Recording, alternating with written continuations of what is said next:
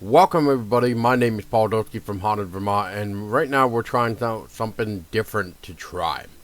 And that is this. And let's see how this works out. Sort of, I guess. Eventually I'd like to do more videos or something, but we'll see how this works in my advantage. Anyways, with that being said, I thought it was time to kind of give you a rundown for the 13th anniversary of what had changed, what is going on, and everything else that you can help. Because you know what? I'd love to bring back my old slogan that I started back in 2013. That was basically me saying, together we can learn. Because without us learning together, then we can't learn, and then everybody is just full of themselves. And more on that in a minute. So right now, I just want to say a couple things because I re-listened and re-watched the original 13 haunting questions that was published in November of 2013, and I just wanted to grab a couple questions from there and expand on them now. And I wanted to basically give you guys a rundown of what to expect as well. So with that being said, let's go. Why is there no places to investigate? Well, that is because throughout the 13 years of since I've started this, that there has been numerous places that have closed down, have been torn down, shut down, you name it. It's just terrible of what happened to some of these old locations. And I can give you some examples, like Silas Griffith's Inn, that was in Danby. That was known as a very productive place for the newspaper articles because it has been on the newspapers and stuff like that. And South Glen Falls, I think it was, Paranormal Society or something like that. They investigated there, made the newspapers, etc. I remember when it was still up and about that when I contacted them, the lovely lady actually gave me some of the guest report, I guess would be a nice way of saying that. What I actually, kept that. I actually found my old files and the old messages and stuff, and I made it presentable to share with you guys, even on my website, which you can find right there. And if you go to the county for Danby, which is brain farting me right now, maybe it's Bennington County, I kind of forget at the moment. But either way, wherever Danby is, you can actually find Silas Griffith's Inn. And in one of the tabs that I have about where that I start talking about what you can have expected there, there's a tab that says something like the guest like log or something like that, or the ghost log, and it has all the stuff that they have encountered throughout that time there. So it's still available to read on my website, and that's kind of one reason why I wanted this website anyway. Because when places like Silas Griffin is no longer, where are you gonna find it? And that's basically why I made this. So now the logbook is actually still available for you guys to, basically just remember and see what people were seeing back when it was, up and running. What locations are still active according to your website? Well, that's the thing. So because of that question, I actually started to go back, and there's a section of each place where I pretty much dubbed it as what the status of it. Is it active? Is it, is it run down? Is it torn? Is it just like a ghost legend? Is it debunked? Like everything that you would want to know, that's what that status is for. So in this case, Silas Griffin is permanently closed. I don't know if it's torn down yet, but it wouldn't surprise me if sometime later on in the future down the road, if it hasn't already, it's been demolished. So, because apparently Vermont now has this thing where if it's an abandoned place, they're going to tear it down. Kind of understand why, because it can become a safe hazard and everything else, and yeah. it's Vermont. So, yeah, welcome to the Green Mountain State, I guess, for that aspect. Not in a rudest way, but I'm just saying, like, you know, get your pictures while you can if you like abandoned urban exploring type stuff. So, and I don't indulge that. I'm not trying to say go out there and break into Cyrus Griffin. I'm just saying, like, you know, I know some people like to do that. Cyrus Griffin, I don't know, is even accessible anyway. I just know I've taken a couple pictures when I was last up there because the sign was no longer there for Cyrus Griffith's Inn and stuff like that. And I wanted to see how run down it became, and I took a couple pictures, but that's about it. So what happened to our partners?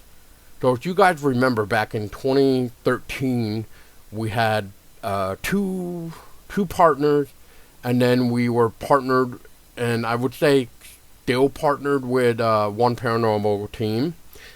And we had Obscure Vermont.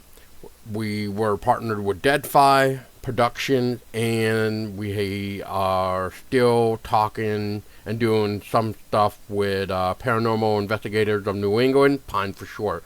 Love those guys. Shout out to them, by the way.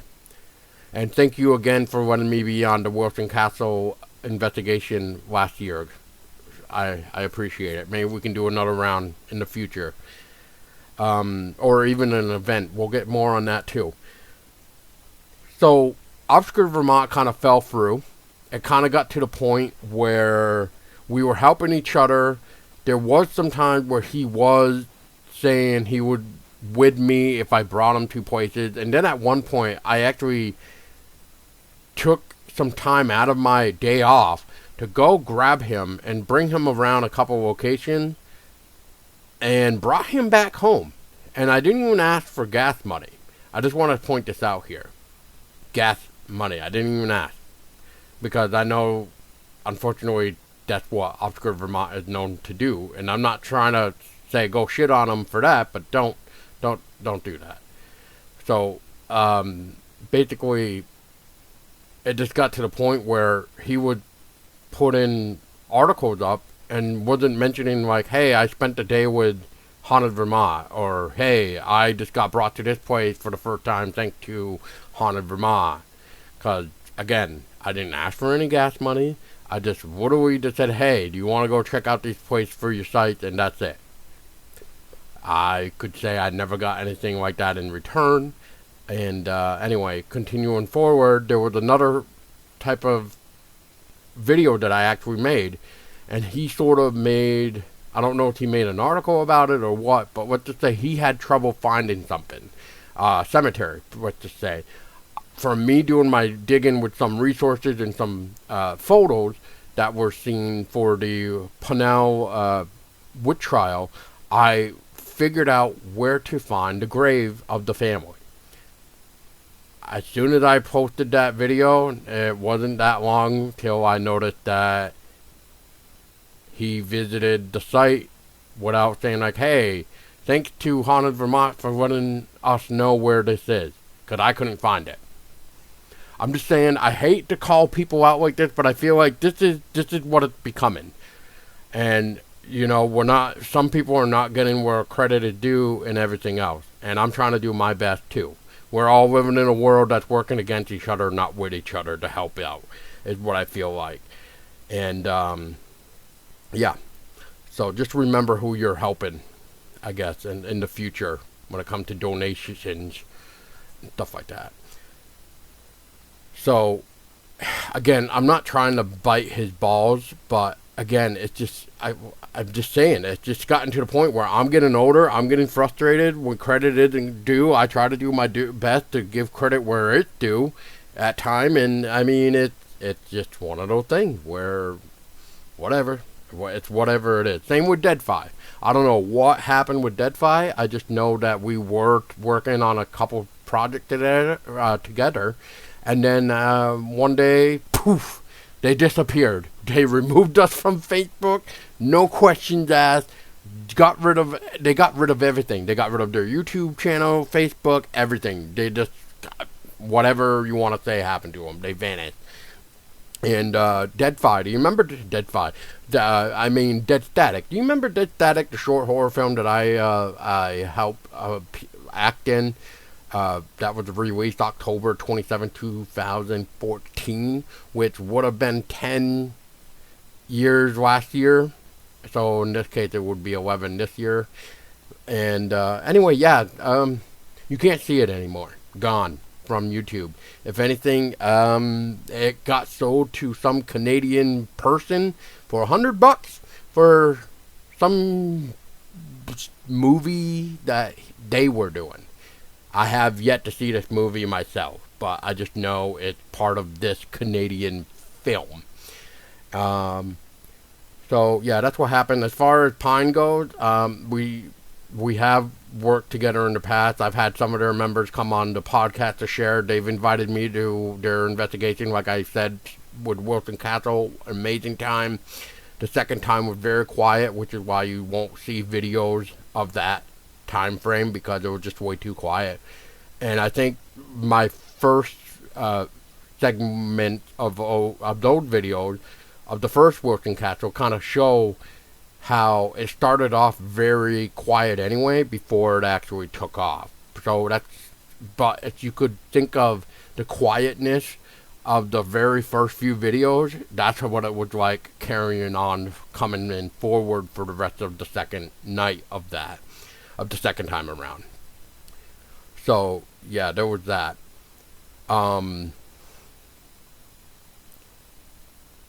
So somebody had asked a long time ago my accomplishments or work on for the future of Haunted Vermont. And one of the things I have said in there previously was I would love to get a better site, which at the time I would use in Blogspot, which ironically, it's still up. So if you actually go to hauntedvermont.blogspot.com, you can actually see the original website at the time, even though I had Facebook mainly was the beginning before I did the website and stuff like that, and before I even did YouTube, because I wanted to post a little bit on Facebook to basically get the word out that, hey, Haunted Vermont is now a thing, and stuff like that. So I did get a better website, because hauntedvermont.org is the new home. So if you haven't seen that already or know about that, that's where you can go for Haunted Vermont related stuff. Everything is basically there. As for the merch, same thing. There's a link there for merch. It's from TeePublic. We had a friend of mine do the artwork for it, Craig Shorey. Shout out to him. He's been busy this year, so that's why you haven't seen any really new design from him. I have been trying to do my own little stuff to kind of help promote some of the things that I wanted to do for Haunted Vermont, but not all of it, because it would take somebody like Craig to actually make. So moving forward, I forget the exact thing how this came to be, but New Boston is still confusing to me. I think that was like when I wanted to go back for it. There was a place I wanted to go back for to try more stuff, to learn more. New Boston, when Oscar and Vermont and I still did that event of picking up the bones or something like that, there was a few people that showed up, like 7 or 8 people, and there was a few others, like 6 or 7 people that didn't show up, that knew the foundation, but they didn't show up to show us where they are. We did find some of the foundations. We did find the gravestones. And for even the people that were with us that didn't realize there were gravestones there, yeah. It was a crazy time. It was great to meet people, though. It was a great adventure. I wish I could have done more of that, to be honest. I love meeting those people. It was a lot of fun. Events. I would love to do events. Again, it's a matter of trying to put it together. If I could find somebody to help me understand how to put an event together, I would love to bring Haunted Vermont as an event, or even like a market per se, to almost like the psychic market and what the other one, Spellbound market, stuff like that. I'd love to do something like a Haunted Vermont market, and that would be really fun. Maybe like cryptid paranormal stuff, everything else. So yeah. Um, and I think that's pretty much about it. Moving forward, though, it's been 13 years. It's work in progress. I had some help, and still technically me doing all of it. But when everybody else is free, they are helping. My lady is helping me with trying to find graves as well, stuff like that. And so she's always doing that, even though you don't really see her doing too much. She is trying to help with podcasts and stuff like that. But, us being parents, one of us is going to have to, look after our little one too, while I still try to bring you guys stuff about Haunted Vermont related. In this case, we started to go beyond now. So, if there's people outside of the Green Mountain States, we would love to hear from you. As far as projects go, there is a couple projects I would love to do, like Emily's Bridge. I'd like to kind of create my own little documentary thing on Emily's Bridge. I'd love to do one again on New Boston. I'd love to do one on Wilson Castle. This little project to kind of keep the blood flowing, and I'd love to find new places to investigate again. I'd love to keep going back to see what I can capture, because you can't just go once and expect a big crowd of people and get all the evidence in the world that you want. You have to continuously go back and make notes of the weather, the moon, everything, and see try to collect data to see what works for you, what time frames work. Maybe let's just say fall is better throughout the year besides spring and summer. Or maybe full moon works better. Maybe after it rains it works better. Maybe when it's dry it actually works better. Trying to figure out what works. That's basically about it, though. I hope you guys enjoyed it. I hope this is new. Again, if you have a story to share, please reach out, whether offline or online. I'd love to collect your story. Just remember, though, if I ask this, you can just be recorded if you want it off air. It's just for my records only, because I am part deaf, and I would love to just have it recorded, so that way when I go back to write notes, I can just listen to you and stuff like that. Because obviously, when you're talking and I'm trying to write down notes, that's hard, because I would have to have you go back a few times to repeat yourself, and I don't want that. When it's easier to just state your story on a recorder, and then I can just rewind back every time. So again, I just want to appreciate you all. I hope you love the short horror films that we have done, like The Passenger, The Terror Trail 2, the little short called The Pumpkin. I don't actually know if that's on here, but either way, we did a silly little one called The Pumpkin and stuff like that. But I would love to do another short film to kind of do more Vermont related stuff. But until then, guys, thank you so much, and we'll keep on trucking until there's no more Haunted Vermont.